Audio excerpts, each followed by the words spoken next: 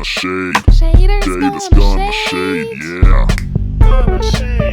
Shader's gonna shade, yeah. Gonna shade. gonna shade, Gonna shade. Gonna shade. Shader's gonna shade, yeah. Hi everybody, welcome to the second part of this tutorial on how to create shaders using the GL3 package, which means using the GLSL language version 3.3.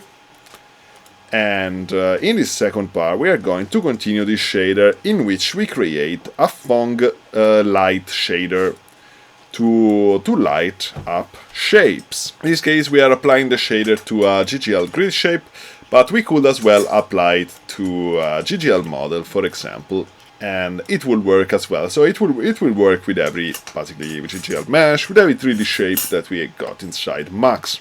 We will see these later. So, okay, let's go on. For the moment, what we got is to color the shape using the normals. Okay. Oh, and by the way, I'm moving the shape here around, typing on my keyboard on the keys Q, W, I, A, S, D, and Z. Okay, this is how you can go around. This is because we've got the anim drive object. So just to remind you about this little trick. Okay, so let's go on. We actually don't need the normal.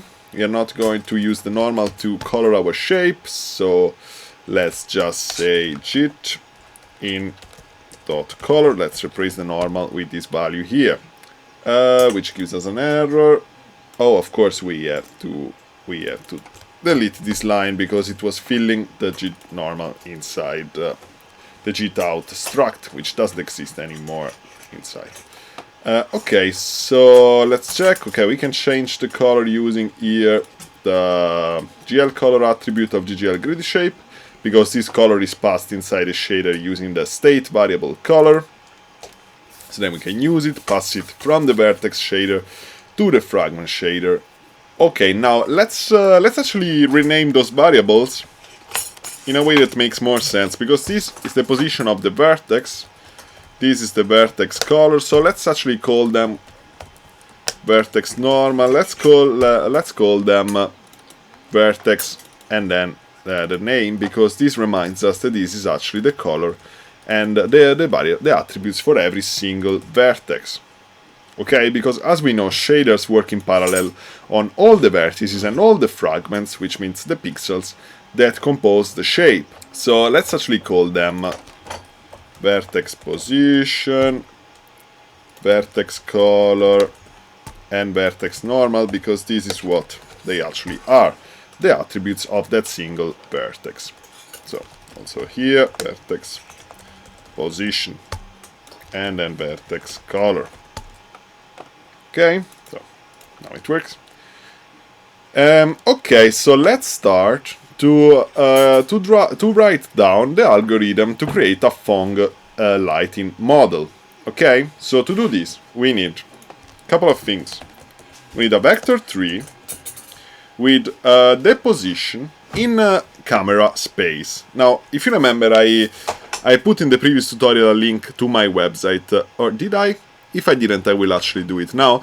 But I put a link to my website where I explain what is world space, object space, and camera space. Now, to work on the light algorithm, we need to transform all the vertices, all the positions, all the vectors we are working on, from their respective states, which is mostly object space, into camera space. So to do that, we need another matrix, which is the model view matrix. So the model view projection matrix, as we said last time, will transform the vertices from model space into projection space, which is basically the coordinates on the screen.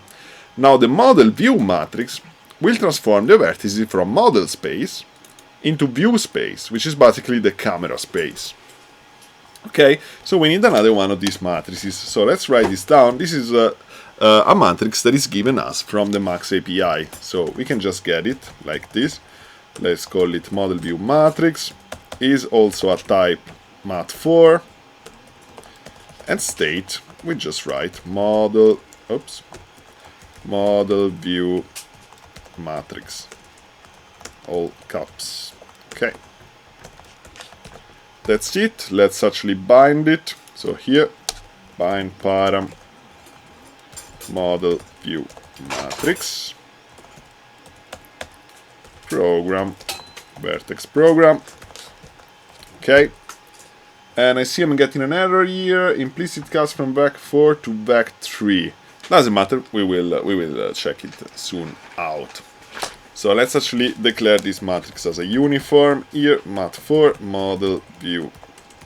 Okay, let's check it out. Got an error here. Ah, yeah, sure. Because I just wrote back 3, and this cannot just be here in there. That's why I was getting the error. Okay, so as we said, we need to transform the position of all the vertices of the object from model space, which means that the center of the coordinates will be in the center of the object, to camera space, where the center of the coordinate system is basically where the camera is. Okay, so this will shift all the vertices to another value, because the center then becomes where the camera is, which is basically where we are looking from, the position from where we are looking at. Okay, so let's write vector 3 I position, so because the camera space can also be called I space, so we will call it I position, equal the model view matrix multiplied by the position, so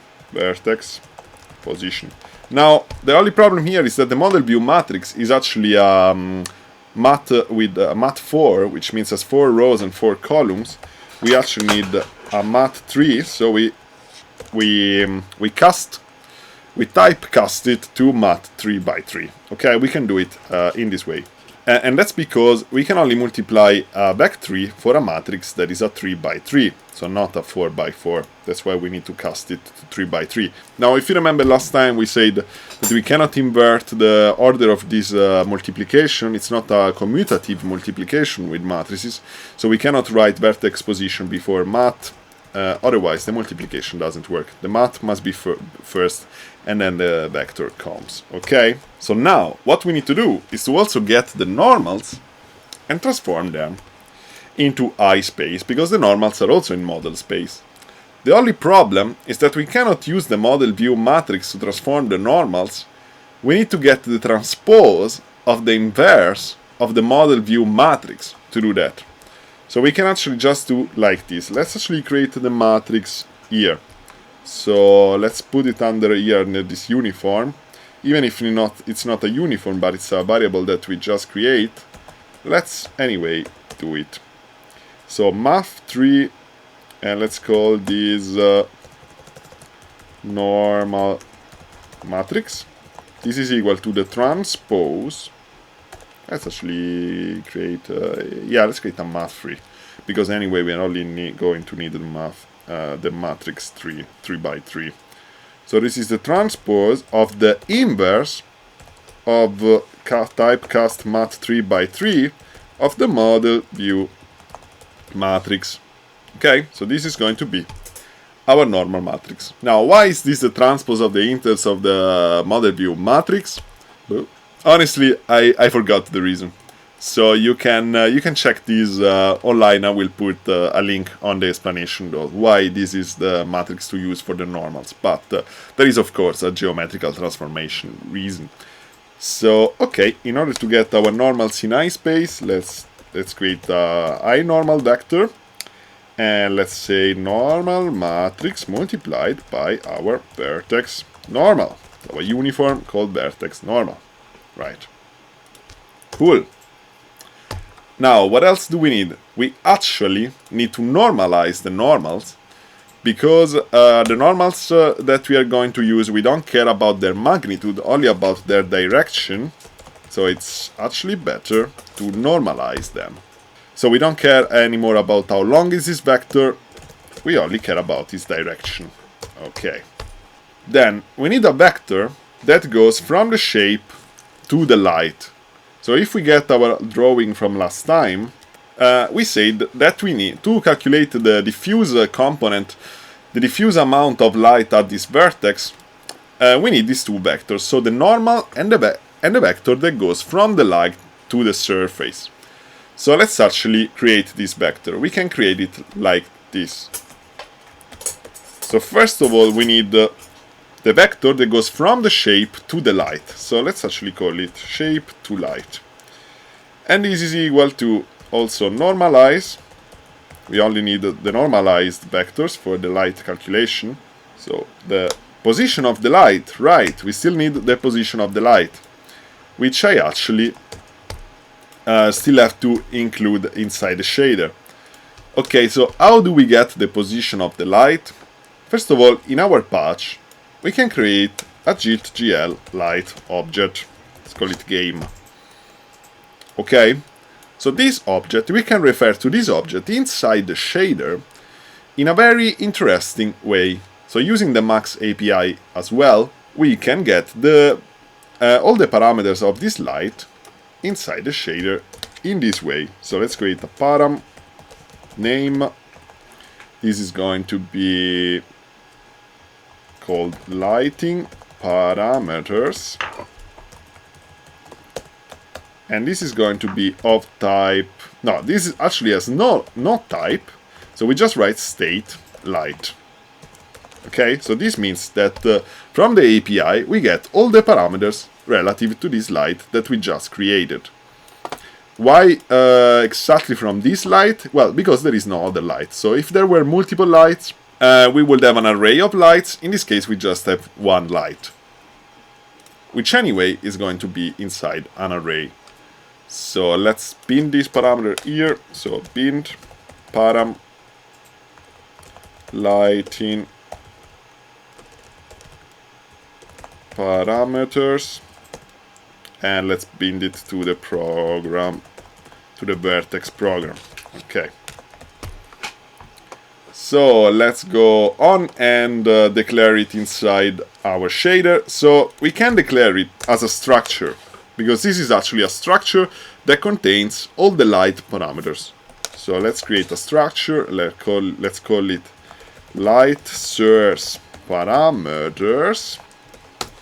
It's a structure, so there must be a semicolon at the end.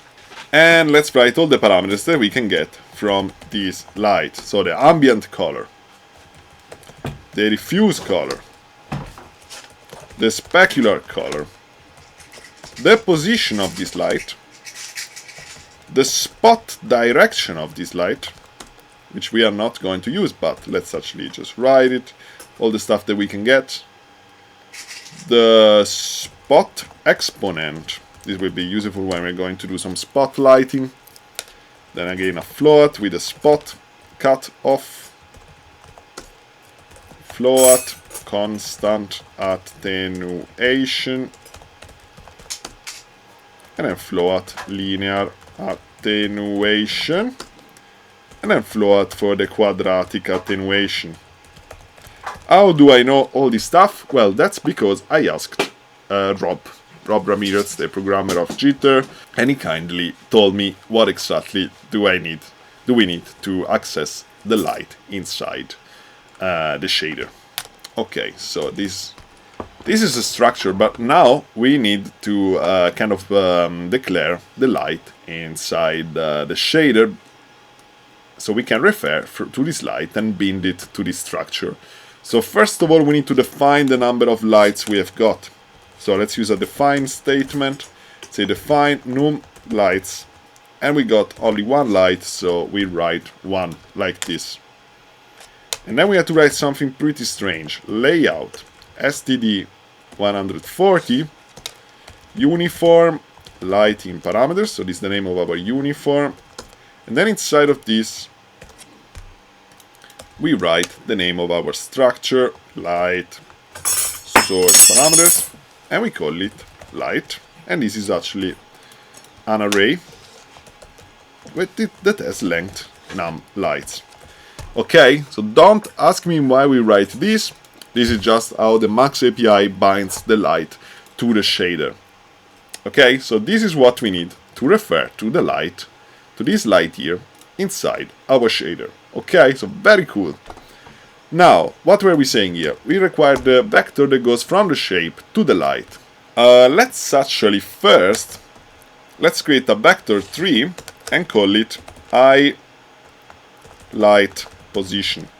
Okay, and since the light, so this light that we created here is this structure, and is an array of this structure. So this light, 0, so the first light and the only one inside this array, dot position. Since this position is already in I space, we don't need to transform it with the model view matrix, okay?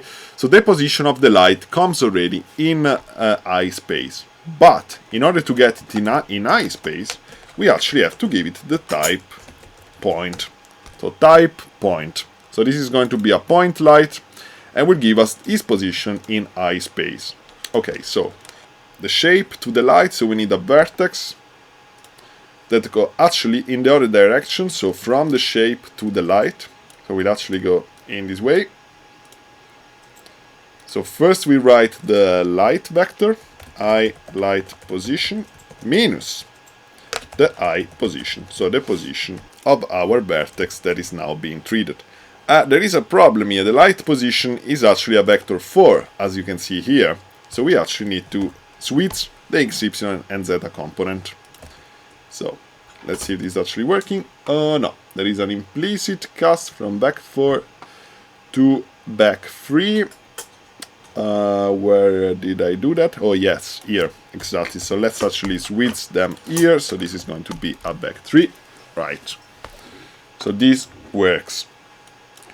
Okay, very nice. Now we need another vector that is called shape to I, which means a vector that goes from the surface, so from the vertex we are currently working on, to the camera. And the camera is always at position 0, 0, 0, since we are in camera space, so the camera is at the center of the world.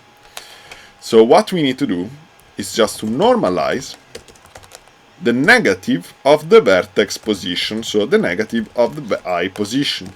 Why the negative? Because it's like if we would write back 3 0.0 minus I's position. So this just means we can just write this like the negative value of the vector I position. So if we go in our drawing, so let's imagine that this is our camera, and that's the vector that goes from the shape to the camera, okay? So this is the vector we just created, shape to I. Now, in order to get the light calculation, we also need a reflected vector, which means the reflected vector around the normal, so the vector that gets reflected, and we know that basically the light gets reflected to the same angle on which the light comes in. So in order to calculate this vector, we can use the reflect function. So let's create a vector, let's call it reflect back, and let's use the reflect function. And this function needs a vector that goes from the light to the shape, okay? So it needs this vector here that goes from the light to the shape. So we can just create like a vector light to shape, and this is just going to be the negative of shape to light, right? So we need this vector here, light to shape, because negative inverts the direction of the vector, that's why. And then the normal, so I norm. No, I called it actually I normal, okay. Cool. So now we have got the reflect vector, this vector here, the orange one. Now we have to calculate the diffuse amount of the light at the vertex. To do that, we do the dot product of the vector shape to light dot normal. So I wrote it. I wrote a super long name in order to make this very clear. So we do the dot product of shape to light and I normal. Why do we do the dot product? Because as we saw last time, the intensity of the diffuse amount of light at this vertex is going to be equal to the cosine of the angle between the normal and the light and the vector that goes from the light to the shape. Okay? And the dot product of two normalized vectors is exactly the cosine of the angle between these two vectors. Okay? A bit mind-blowing, but it is what it is. So this is good. we got the dot product, but we also want to filter out all the negative values, because all the negative values will mean that the light is covered, so doesn't reach the object, because it's covered actually from the surface. So if the light will be here, and this will be the vector, it will be negative, the cosine of this angle, because the light will be basically behind the shape. So this is not admissible. So we basically have to filter out all the negative values by using, for example, the max function. So we take everything that is maximum value between the result of this dot product and 0. Okay? So we can then calculate the diffuse value of the light. So let's create a vector 4, let's call it diffuse, and this is going to be equal to light 0 dot diffuse, which means the diffuse value, the diffuse color of the light that we got here in the patch, multiplied by this value, so shape to light dot normal. Alright, so I think in this video we are just going to use the diffuse value. So in the next one we're going to create the ambient and the specular values. So let's actually just stop with the diffuse value, so let's actually apply it. So in order to apply it, we have to do something like this. Let's go into our structure that goes out to the fragment shader. Let's create a vector and call it light intensity. And then let's assign the value of the diffuse to light intensity. So git out dot light intensity equal to diffuse. Okay, so inside the fragment shader we also have to modify the input structure to include the light intensity value, and then we can do git in.color multiplied by git in.light intensity. So let's see if this actually worked. Doesn't look like. Okay, I found the error. Couple of errors actually. First, this structure here is not complete. We need to create another structure. Call it light model parameters, which contains a vector 4. There is a vec4 called ambient. Remember, the structure has the semicolon at the end. And then with this struct we need to put it inside the uniform of the lighting parameters, otherwise the lighting parameters will not work. So let's call it light model parameters, and let's call this light model. This I don't know why, but this is exactly how the Max API kind of sends in this lighting parameters structure. So we have this uniform, so we have to write it exactly like this. We are not going to use the light model. So this was one error. The second error, and this reflects my lack of reviewing these concepts for a while, because actually we cannot just multiply the model view matrix and remove the last column and row. This is completely crazy. So we cannot do it also here actually. So what we got to do is to actually transform the vertex position into a vec4. So we have to write a 1.0 at the end. Performs a multiplication between a mat4 and a vec4, which works, and then we take only the 3 components of this vector, because otherwise this is just not going to work if we remove the last column and the last row, because this will basically remove the translation and some other stuff. You have to review these concepts, but will not work. So let's see what we get here.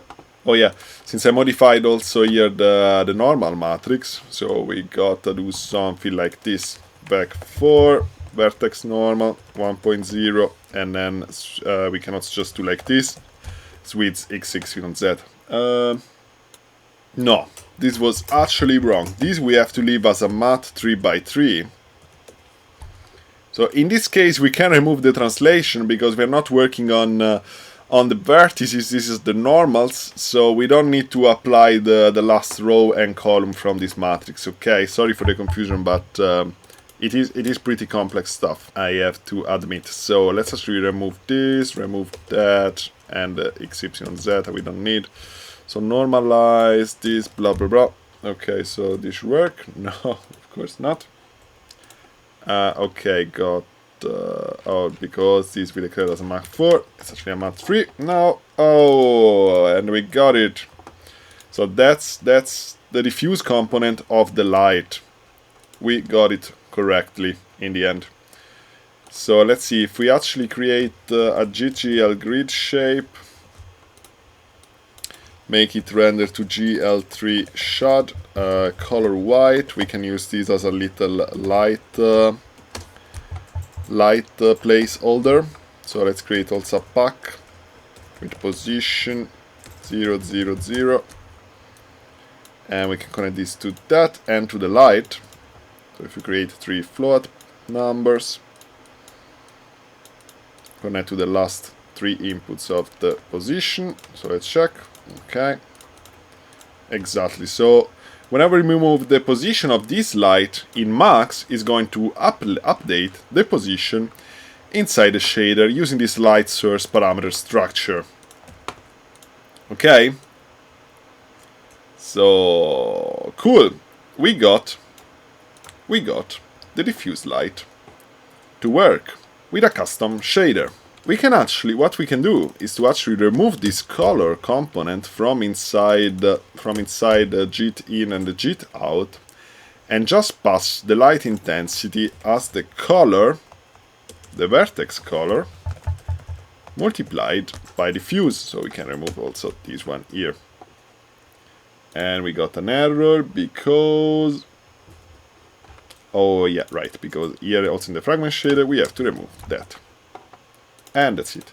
So we don't have to pass actually 2 variables, which is pretty stupid to pass both of them and then multiply them in the fragment shader, since actually the color doesn't get interpolated. So let's just pass the light intensity and we get it multiplied by the color. So if you want to change the color of the shape, we can change the GL color attribute, and the color will be multiplied by the light diffuse component. We can also set the GL color to be white. We can also set the diffuse color using a swatch object. So we can say prepend diffuse here, and we can say prepend color for the shape. So our little light shape will have the same color of our actual light. Exactly. Okay, so that's it for this video. We saw how the light, how we can create the diffuse component of the light.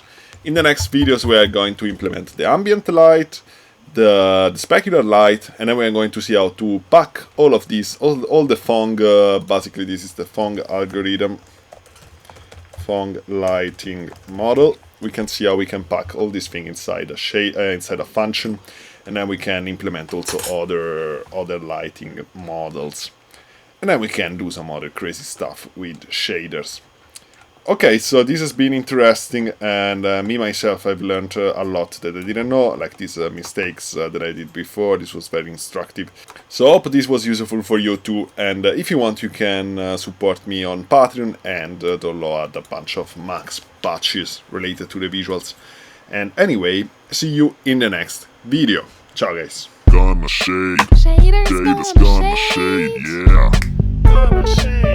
Shader's gonna shade.